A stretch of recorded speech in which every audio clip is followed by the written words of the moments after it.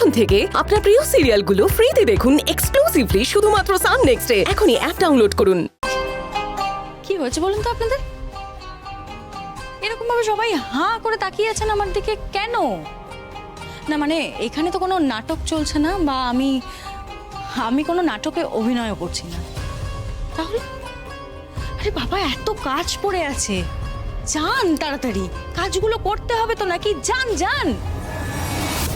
নাটক হচ্ছে না এখানে কোনো, এখানে বাড়াবাড়ি হচ্ছে। তোমার সাহসটা বাড়তে বাড়তে লিমিট ক্রস করে গেছে। একদম ঠিক ধরেছেন, সাহস। হ্যাঁ, সাহস তো আমার আছে, এটা আমিও জানি। আর সাহস আছে বলেই আমি এই রায়চৌধুরী বাড়িতে আবার ফিরে আসতে পেরেছি।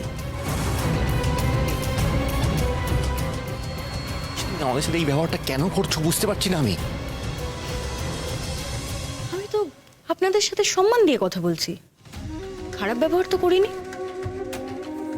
না শিলার মতন ব্যবহার করছি। শিলা এই বাড়ির সমস্ত কাজকর্ম করে, ওকে আমরা তুই তোকারি করে কথা বলি। আমি কি সেই ব্যবহারটা আপনাদের সাথে করছি?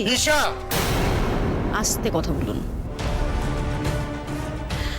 এই সকাল সকাল না চিৎকার চেঁচামেচি আমার মোটেই পছন্দ নয়, কারণ এমনিতেও চা কফি খাইনি, ব্রেকফাস্টও হয়নি। তুমি কি ভেবেছো ঈশা? জাগৃতি বাড়ি ছেড়ে চলে গেছে বলে তুমি আমাদের মাথার ওপর ছড়ি ঘোরাবে? অবভিয়াসলি। এটা আবার কোনো প্রশ্ন হলো?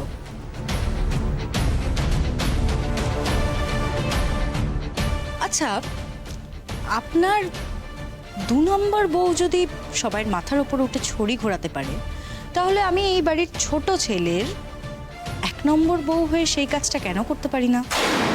বলবেন আমায় একটু?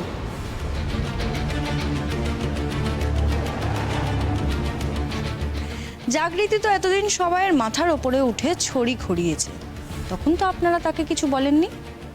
কেন বলেননি?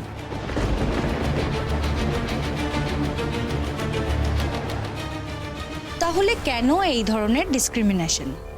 কেন? এটাকে কি বলে জানেন? এটাকে বলে হিপোক্রিসি।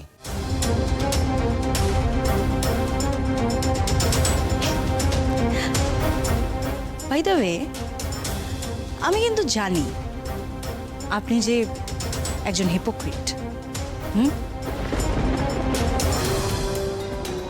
ঈশা, তুমি কাকে কি বলছো? একদম যাকে যা বলার ঠিক কথা বলছি, কিচ্ছু ভুল বলিনি। আপনার কি কোনো প্রবলেম আছে?